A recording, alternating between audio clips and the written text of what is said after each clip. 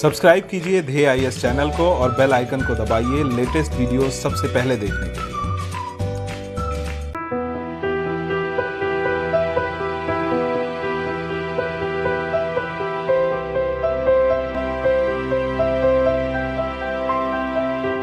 नमस्कार, मैं सुनील वर्मा ध्येय आईएएस टीम की ओर से आपका स्वागत करता हूं ध्येय टीवी पर। हम बात करेंगे डेली करंट अफेयर्स के अपने प्रोग्राम पर, जैसा कि हम प्रतिदिन करते आए हैं। आज की वीडियो में मैं बात करूंगा एक ऐसी ऐतिहासिक घटना की जिसका संबंध आज ही की तारीख अर्थात 4 जून को है। समय था 4 जून 1989 का। जगह थी चीन का तियानमेन स्क्वायर, जिसको हम तियानमेन चौक के नाम से भी जानते हैं। और घटना हुई थी लोकतंत्र के लिए हो रहे आंदोलन को चीन के द्वारा कुचल दिया गया था, और उसके बाद से वहां पर लोकतंत्र को लेकर अभी तक कोई बड़ा आंदोलन नहीं हो पाया। तो देखेंगे कि आखिर जो चीन आज पूरे दुनिया पर अपना दबदबा कायम करता चला जा रहा है, यह लोकतंत्र के लिए कितना घातक है और इसने कैसे निहत्थे और आम शांतिपूर्ण तरीके से आंदोलन कर रहे छात्रों, विद्यार्थियों और लोगों पर न सिर्फ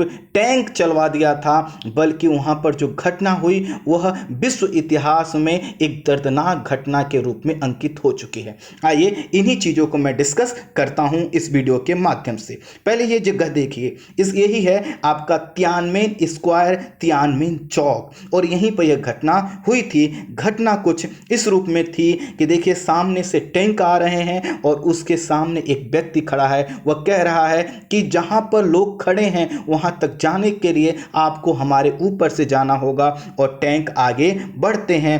टैंक जब आगे बढ़ते हैं तो वहां पर जिसका डर था वही हुआ। वहां पर जो है कि हजारों लोगों की मृत्यु हुई। ऑफिशियल जो डेटा है चीन का वह तो यह कहता है यहाँ पर 100 से 200 लोगों की ही मृत्यु हुई थी, लेकिन ब्रिटेन, अमेरिका जैसे संस्थाओं का मानना है कि वहाँ पर लगभग 10,000 लोगों की मृत्यु हुई थी।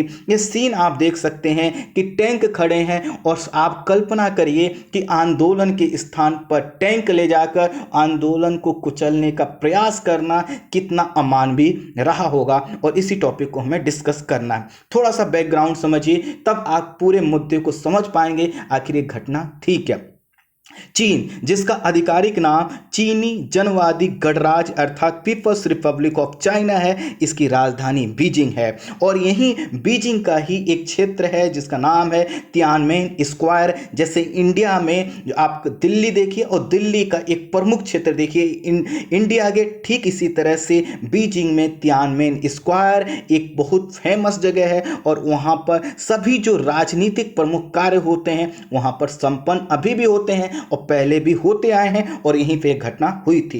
एशिया का यह जो देश है चीन, जिसको हम बोलते हैं, यह यूएसए के बाद दूसरी सबसे बड़ी अर्थव्यवस्था और व्यापार वाला देश है। और यहाँ पर विश्व की सर्वाधिक जनसंख्या निवास करती है, लेकिन लोकतांत्रिक मूल्यों का कितना उपभोग कर पाती है, उनके पास कौन कौन से अधिकार हैं, जब यह वीडियो खत्म होगा तो यह मेरा आपसे प्रश्न होगा, आप मुझे बताइएगा। विश्व में यह देश अपने सबसे तेज अर्थव्यवस्था अर्थात इकोनॉमिक ग्रोथ के लिए जाना जाता है। साथ ही साथ इसका जो मैन्युफैक्चरिंग सेक्टर है, मैन्युफैक्चरिंग का यह हब माना जाता है। लेकिन इसी के साथ साथ लोकतंत्र और मानवाधिकारों के उल्लंघनकर्ता के रूप में भी इसकी छवि है। जो वर्तमान हम चीन देखते हैं अर्थात चीनी जनवादी गणराज्य, जिसको हमने कहा पीपल्स रिपब्लिक ऑफ चाइना, इसकी जो स्थापना हुई थी 1 अक्टूबर 1949 को माओ से तुंग द्वारा की गई थी। और एक चीज ध्यान दीजिएगा, यही माओ से तुंग को हम जो है कि माओ से जेदांग के नाम से भी जानते हैं, लेकिन यहाँ पर आपको ज़्यादा पॉपुलर नाम माओ से तुंग है, तो हम इसी को लेकर आगे बढ़ेंगे। तो कुल मिलाकर 1 अक्टूबर 1949 को माओ से तुंग के द्वारा जो वर्तमान चीन है इसकी स्थापना की गई। और तुंग ने बीजिंग के थियानअनमेन चौक, ध्यान दीजिएगा यहाँ पर हिंदी में इसको थियानअनमेन चौक लिखा जाता है, लेकिन इंग्लिश में इसको तियानमेन स्क्वायर के नाम से जाना जाता है।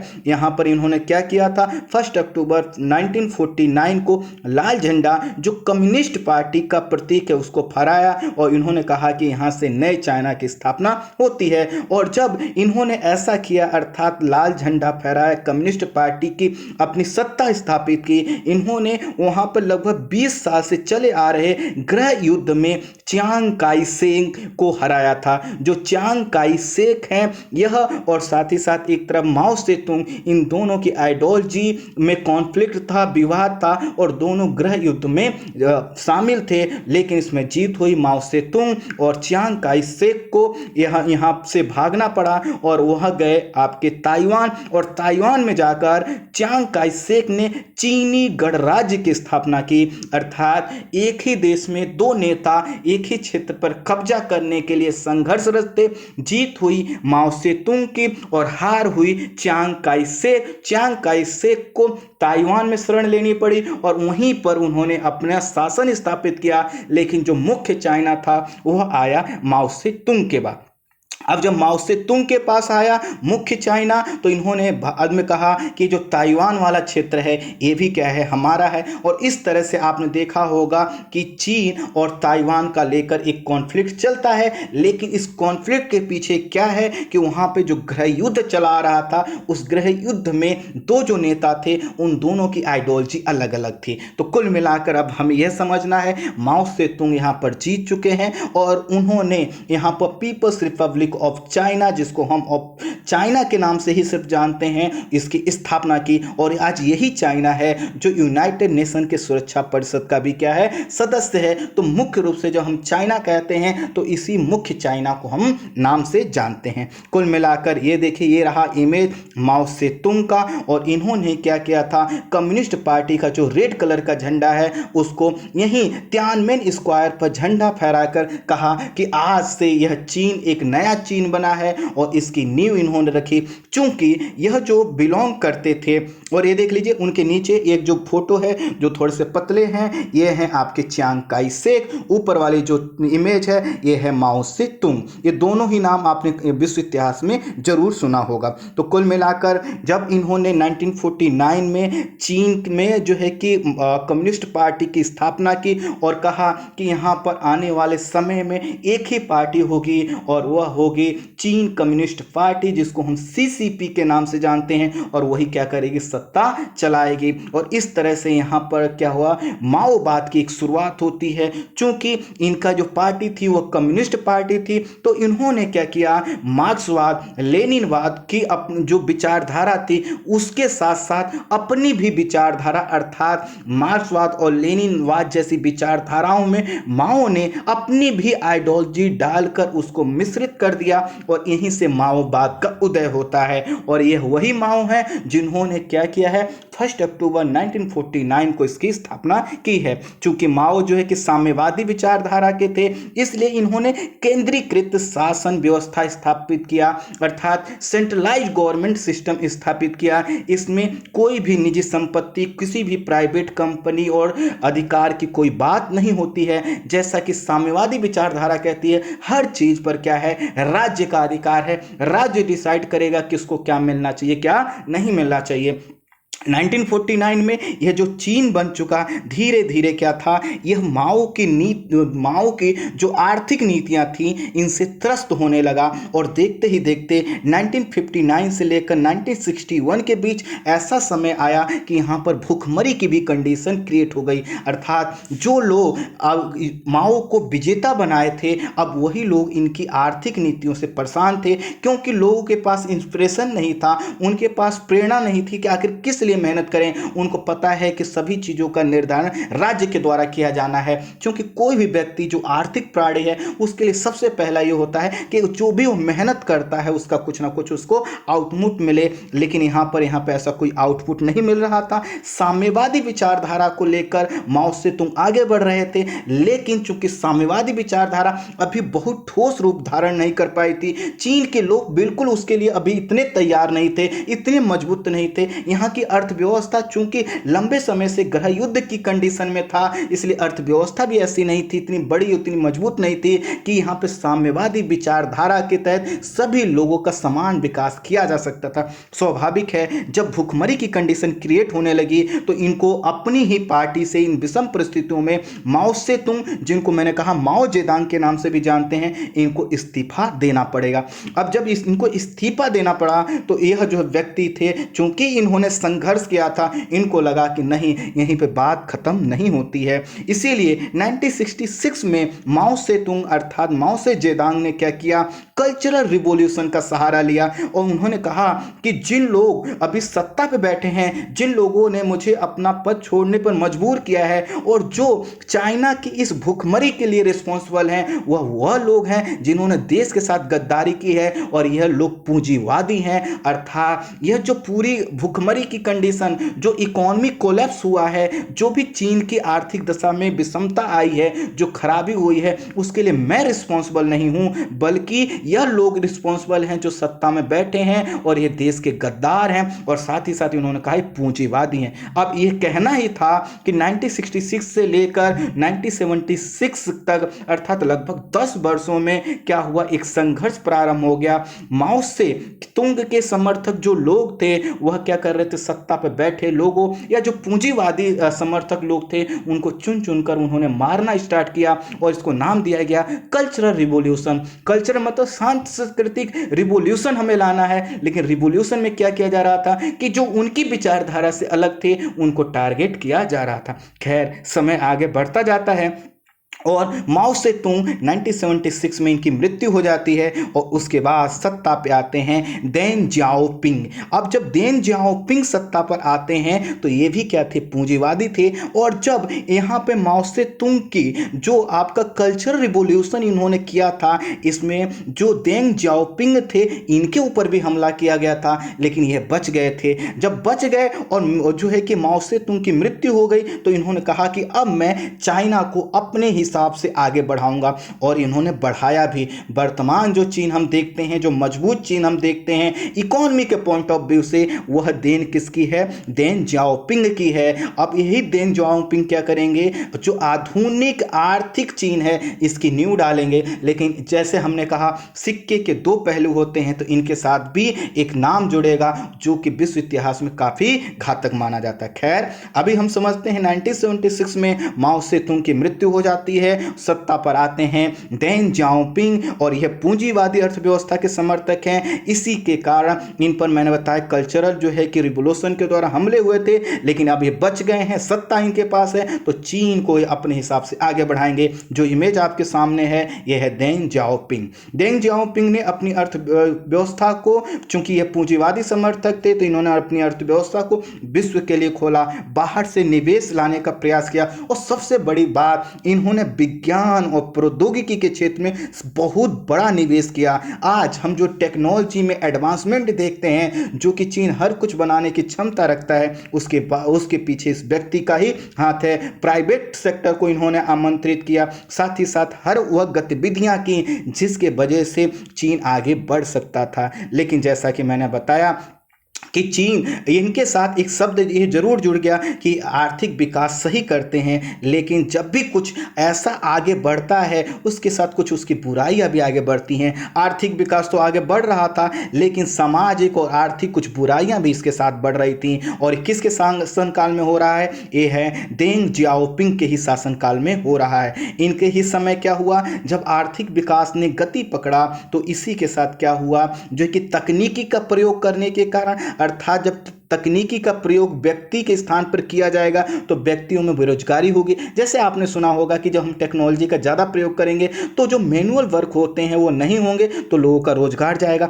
यहाँ पर भी ऐसा ही हुआ। साथ ही साथ यहाँ पे भाई भतीजावाद अर्थात नेपोटिज्म खूब बढ़ा, मुद्रास्फीति भी खूब बढ़ी, क्योंकि अब क्या था कि सभी चीज़ जो उत्पादक थे उनके हाथ में था कि कितनी कीमत रखनी है, कितनी कीमत नहीं रखनी है, और इसके वजह से जो उत्पादक समूह था उसने कीमत बढ़ा दी। जब कीमत बढ़ गई अर्थात मुद्रास्फीति महंगाई बढ़ गई तो लोगों के पास तो क्या होगा, उतने पैसे नहीं हैं, और जब पैसे नहीं है तो बैंक के पास जाते थे कि वह लोन ले सकें, कुछ ऋण ले सकें और उससे उत्पादक कार्य करके कुछ अपना विकास कर सकें। लेकिन चूंकि अब बैंक भी क्या है, पहले की तरह साम्यवादी आइडियोलॉजी की नहीं रही, तो उनको लोन मिलना भी कठिन हो गया और देखते ही देखते युवाओं में गुस्सा भरने लगा। अर्थात एक ही साथ दो काम हो रहे हैं। देंग जियाओपिंग के ही शासनकाल में चीन आर्थिक विकास भी कर रहा है, लेकिन यहाँ का जो युवा वर्ग है वह परेशान है भ्रष्टाचार को लेकर। यहाँ पर सरकार की कोई जवाबदेही नहीं है, यहाँ पर जो है कि कोई भी चीज़ बहुत ट्रांसपेरेंट नहीं है, यहाँ पर जो है किसी के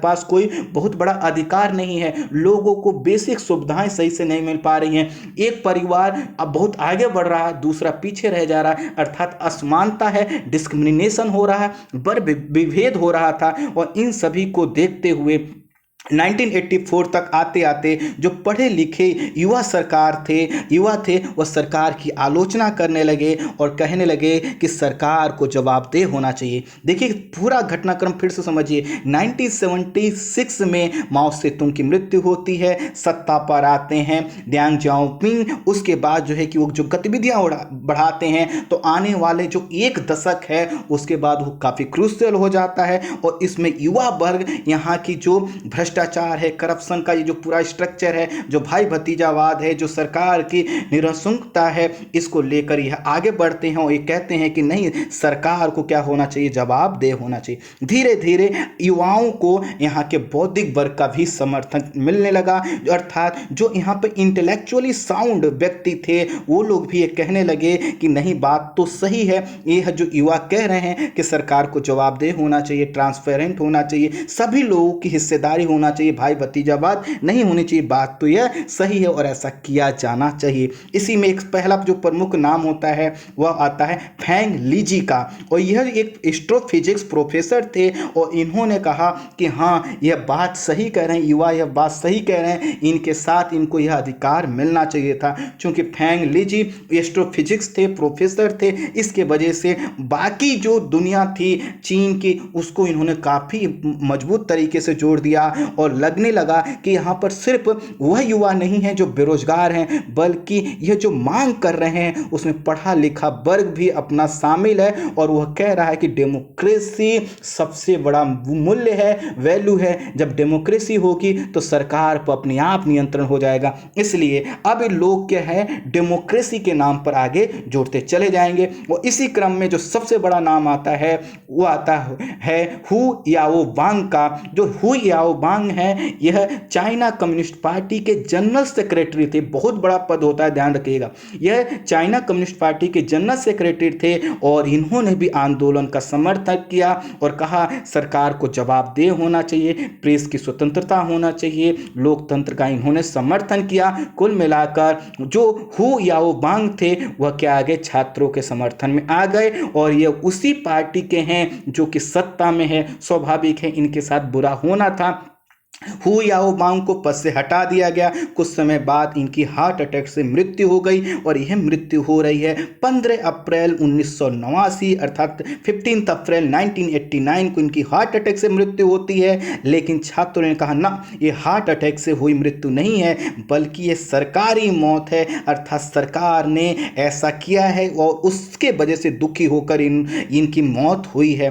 कहीं ना कहीं अब यह बात थी कि जो लोग युवाओं का समर्थन कर रहे थे, धीरे धीरे उनकी मृत्यु हो रही थी और युवाओं को लगा कि यह उनकी आवाज़ और उनको काट देने का सरकार का एक प्रयास है जिसे वह सफल नहीं होने देंगे। समय है 15 अप्रैल 1989 का और इस समय क्या हुआ है, हु याओबांग की मृत्यु हो चुकी है। अब उसके बाद क्या होगा, जब इनकी जो छवि है, चूंकि हु याओबांग की एक पहले ही चीन के कम्युनिस्ट पार्टी के बहुत बड़े लीडर की है, तो बहुत सा जनता का सपोर्ट इनको इन युवाओं को मिलने मिलने लगा और उस आइडियोलॉजी को मिलने लगा जो इसको ये बढ़ाना चाहते थे, अर्थात डेमोक्रेसी के वैल्यू के लिए इनकी जान गई, ऐसी छवि बन गई। जब छवि ऐसी बन गई है तो स्वाभाविक है इनके समर्थन में लोगों को आना था। तो 15 अप्रैल को इनकी मृत्यु हुई और 2 दिन बाद 17 अप्रैल को इनकी मृत्यु का शोक मनाने के लिए हजारों लोग तियानअनमेन चौक, जिनको हम इंग्लिश में तियानमेन स्क्वायर के नाम से जानते हैं, वहां पर लोग इकट्ठा होने लगे।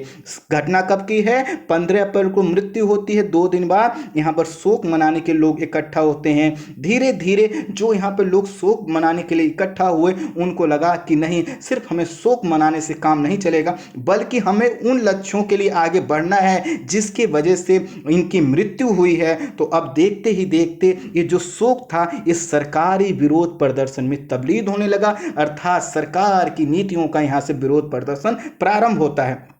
आने वाले दिनों में 18 से लेकर 21 अप्रैल के बीच तानाशाही की समाप्ति और स्वायत्तता किस प्रकार की, कि सभी के पास कुछ बेसिक अधिकार होने चाहिए, इसकी मांग होने लगी। और जब मांग होने लगी, चूंकि ये क्या कर रहे हैं, सरकार की अगेंस्ट में आवाज उठा रहे हैं, तो पुलिस ने कई स्थानों पर यहां पर पहुंच रहे छात्रों को रोकने का प्रयास किया, लेकिन सफल नहीं हो पाए। अब देखते ही देखते कुछ ही दिन बाद अर्थात 27 अप्रैल को यहां पर 1 लाख से अधिक छात्रों ने विभिन्न विश्वविद्यालयों से यहाँ के लिए जो है कि प्रारंभ कर दिया, कूच कर दिया। उनका उद्देश्य था कि हमें तियानमेन स्क्वायर पे पहुंचना है। जैसे आपने सुना होगा इंडिया में हम जो है कि कहते हैं दिल्ली चलो आंदोलन, ठीक इसी प्रकार यहाँ पे लोगों ने कहा कि हमें अब लोकतंत्र को बचाने के लिए, सरकार की निरंकुशता को समाप्त करने के लिए हमें तियानमेन स्क्वायर की ओर बढ़ना होगा। समय आगे बढ़ता चला गया और अधिक से अधिक वहाँ पे लोग इकट्ठा होना चाहते थे। इसमें सबसे बड़ा वर्ग जो था वह युवा था और वह इसलिए वहां पे इकट्ठा होना चाह रहा था क्योंकि 15 मई को सोवियत संघ के जो नेता थे मिखाइल गोर्बाचेव वो आने वाले थे। और मिखाइल गोर्बाचेव अर्थात दूसरे देश का जब वहाँ पे प्रमुख आ रहा है तो कहीं ना कहीं सरकार पर दबाव रहता है कि जो भी आंदोलन हो रहे हैं उनके मुद्दों को सुनकर समाधान कर लिया जाए। यही सोचकर युवा भी वहाँ पे इकट्ठा होने लगे। लेकिन मिखाइल गोर्बाचेव आए और उनकी जो यात्रा था उसमें थोड़ा सा फेर परिवर्तन किया गया। सरकार ने इस बीच इन छात्रों से कोई बातचीत नहीं की और ना ही तो उनको वहां से हटाने का प्रयास किया क्योंकि युवा वहां से जाने वाले नहीं थे। धीरे ही धीरे क्या हुआ, यह बात बढ़ती चली गई और समय आया कुछ समय बाद 20 से लेकर 24 मई का, और इस समय जो देंग जियाओपिंग है इन्होंने क्या किया, मार्शल लॉ लागू कर दिया। मार्शल लॉ का मतलब है कि मिलिट्री का शासन वहाँ पर लागू हो गया। और जब मिलिट्री का शासन यहाँ पे लागू हो गया तो यहाँ पे जो बैठे लोग थे उनको लगा कि सरकार अब ज़्यादा निरंकुश हो रही है और उन्होंने भी अब मन बना लिया कि हमें अपने अधिकारों के लिए जान दे देना है, लेकिन यहाँ से पीछे नहीं हटना है। और वहाँ पे उन्होंने उसी तियानमेन स्क्वायर पर गॉडेस ऑफ डेमोक्रेसी अर्थात लोकतंत्र की देवी की मूर्ति स्थापित की और कहा कि हम इस मूर्ति को नहीं छोड़ेंगे, हमारा जो उद्देश्य है वह डेमोक्रेसी के वैल्यू हैं। अब जब सरकार को ऐसे वहां के लोग चुनौती दे रहे थे और वो भी उस सरकार को जिसको अपनी आलोचना पसंद नहीं थी, जो वही करना चाहती थी जो उसको सही लगता है, चाहे वो माओ रहे हों या देंग जियाओपिंग रहे हों, वो उसके बाद आने वाले चाहे जितने भी नेता रहे हों, वर्तमान की जो चीन को लीड करने वाले शी जिनपिंग हैं उनकी भी छवि कुछ ऐसी ही है। अब क्या हुआ कि 2 जून को अर्थात जैसे मैंने कहा कि 29 और 30 मई को उन्होंने मूर्ति स्थापित की, 2 जून को लगभग 10,000 सैनिक great hall of the people संग्रहालय के पीछे, वहीं पे एक बिल्डिंग है, वहां पे लोग, यह जो सैनिक है लगभग 10,000 सैनिक वहां पे इकट्ठे होने लगे। और इकट्ठे होने लगे तब वहां पे चारों तरफ खबर फैल गई कि यहाँ पर सैनिक के माध्यमों से यहाँ पर जो है कि हथियारों के माध्यम से डरा कर लोगों को हटाया जा सकता है और साथ ही साथ यहाँ पर परेशान किया जा सकता है युवाओं को। लेकिन कभी किसी ने नहीं सोचा था कि यहाँ पर वह होने वाला है जो हुआ। क्या हुआ, 3 जून को 2 लाख सैनिकों को हथियारों और टैंक के साथ बीजिंग में प्रवेश कराया गया अर्थात तियानमेन स्क्वायर की ओर बढ़ा दिया गया। और यहीं से यह जो आंदोलन था इसका जो है कि निरंकुश तरीके से दमन प्रारंभ होता है। 4 जून को सेना ने गॉडेस ऑफ डेमोक्रेसी को टैंक से उड़ा दिया और साथ ही साथ प्रदर्शनकारियों पर गोलियां चलाई गई, गोलियां बरसाई गई।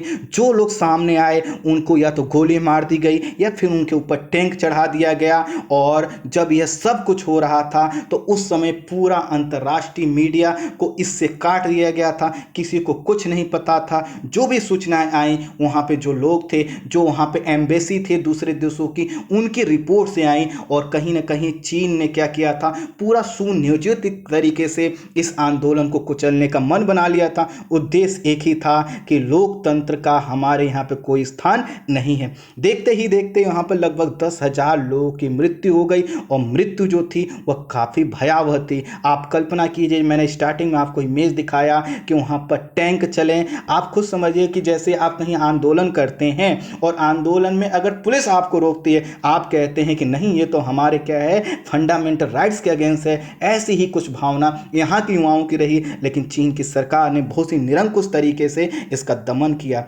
वहाँ पर चूंकि सरकार ने बाद में जो कुछ बताया उसके हिसाब से 200 से 300 ही लोगों की वहाँ पर मृत्यु हुई, लेकिन साथ ही साथ सरकार ने कहा कि हमसे कोई गलती नहीं हुई, हमने जो किया वो बिल्कुल सही किया। कई बार क्या होता है कि घटनाएं ऐसी हो जाती हैं दुखद, लेकिन सरकार को लगता है कि नहीं यहाँ पर इस प्रकार की कार्रवाई नहीं होनी चाहिए थी, लेकिन वहाँ की सरकार कभी भी इसको गलत नहीं मानती है। और जब गलत नहीं मानती है तो धीरे ही धीरे क्या हुआ, यह खबर फैल गई कि चीन की जो छवि है वह लोकतंत्र विरोधी है।